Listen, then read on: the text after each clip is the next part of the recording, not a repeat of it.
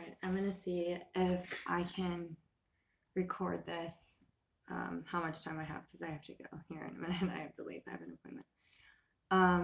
So somebody sent me this, and I wanted to read it to you, um, because I think that it synthesizes a lot that's going on right now. So here goes. To say that I am X is to also say I am not the opposite of X.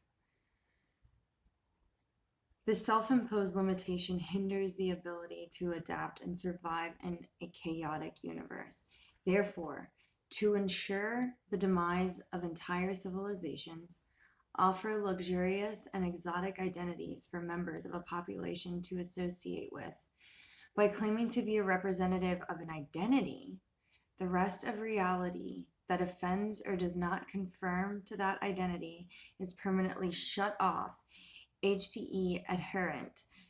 This is the contemporary Hegelian dialectic approach to self-destruction.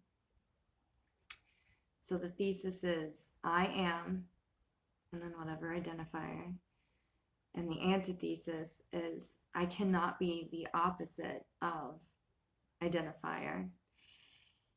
And then the synthesis, I am not X because there is only X. Okay, so allegiance to the identity means receiving the material, social, and potential benefits perceived to be granted to that identity. As the rewards and experiences of self-fulfillment offered from the identity allegiance mount up, an individual becomes trained to completely sacrifice his or her concepts of self in the name of identity continuity. With a steady exposure of risk-free conflict that forces an individual to favor identity continuity, they gradually begin the justification of sacrificing the entire self to preserve the identity. I call this process dialectic martyrdom. And the religious associations of such a phrase explain the name for this blog. As you might be able to tell, I will be the author of this. As you might be able to tell, I herald from the Marxist school of thought. While I have been known to have vicious temperament at times, I am not one of those emotional junkies typically associated to this brand. Many of my economic perspectives are influenced by Marxism specifically. How Marx was able to be Gresham's law to explain systemic flaws within the Britain's gold standard established by Isaac Newton, you would be surprised how many contemporary financial trading and monetary terms and concepts date back to Marx. Not all who have subscribed to Marxism had focused on the equilibrium of industrial production and consumption. Most are merely emotional junkie, rank and file on the prowl to kill people for daring to contemplate any ideological competition. I think this is where we're at. The further we obfuscate our industrialist underpinnings, the more Marxism takes on mythic and religious qualities that have been aggressively interfering with human development since the 1960s. American mass media in the 1960s were a golden age of exploring how to build mass media with the theories of Gramsci normalizing Marxism, Marcuse tactical pragmatic Marxism, and Derrida mythic Marxism. You might have heard this process wrapped up as simply cultural Marxism. I'm sorry, I'm reading this and I hear something somewhere. I don't know where it's coming from.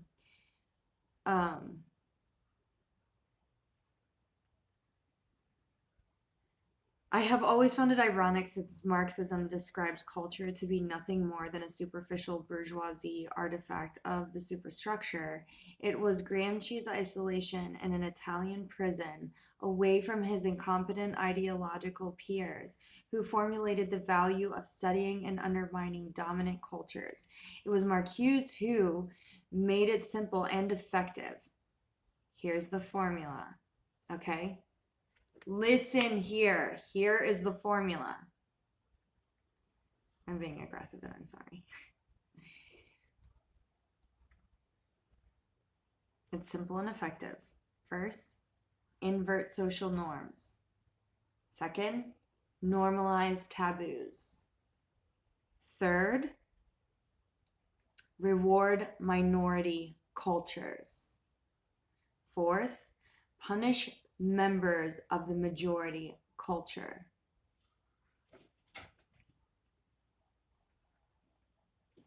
It was Derrida who gave the adornments of luxurious intellectualism.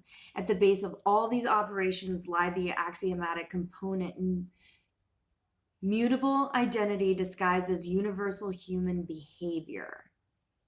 Once identity-seeking behavior is given incentive and people engage, the emergent disease of identity politics takes hold and becomes difficult to dislodge.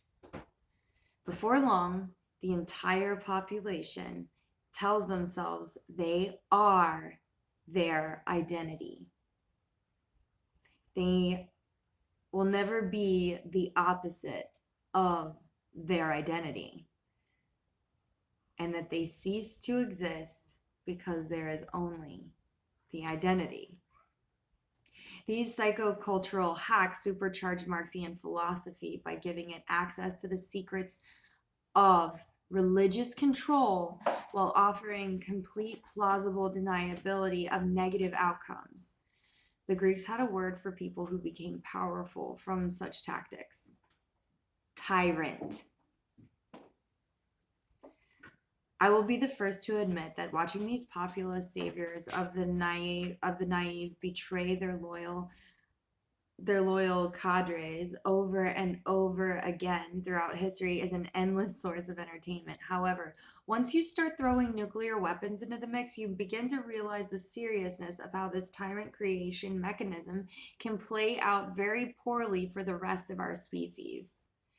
This potential blend of identity, axe grinding, demographic disequilibrium, culture warfare, and nuclear weapons makes the uranium barrier, to cite Hyperspace by Mikio Kaku, the most likely candidate for Fermi paradox. This realization put me on a 20-year search for a way out of this trap. The details of the search will be released over time, but during those decades, I've learned an axiomatic truth about this problem. All concepts of justice assume that humanity will have an eternal monopoly on sentience. I'm going to say that again. All concepts of justice assume that humanity will have an eternal monopoly on sentience. When I tempered this observation with the various disciplines of computer science, artificial intelligence, neural nets, Bayesian filters, natural language processing, unsupervised training, genomics, regulation of gene expression, neuroscience, the limitations of synaptic plasticity, ocular dominance bands, quantum physics, Shannon entropy, Bekenstein bounds, holographic principle, loop quantum gravity, and the thermodynamics, I started to realize that such a monopoly can be ended soon after. I would abandon my previous associations with Marxism and all of its derivatives due to this complete failure to address or to adapt to the ending of the human monopoly on justice. I started to wonder about a world where that monopoly no longer exists. So in 2005, the author wrote a book called The Empath. What would happen if the financial sector invented strong AI before any other sector and used it to analyze the incomprehensibly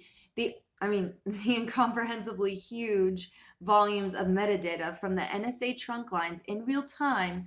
The results were so unnerving that I released the book because it was no longer a political sci-fi story. It was a blueprint on how to create a civil war as a service while disguising instigating elements as normal global market activity.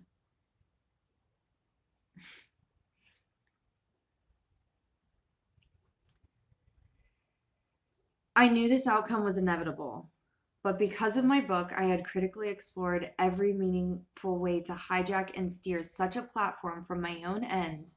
Most importantly of all, I myself during this period, so I could execute upon my vision with clear intentions. The key thought experiment and drove me out of the darkness into action was simple, but incredibly profound. Can you create a new emotion? If you follow that question to the farthest, most exhausted logical conclusion, you will understand why I have started down this incredibly challenging and at times lonely road.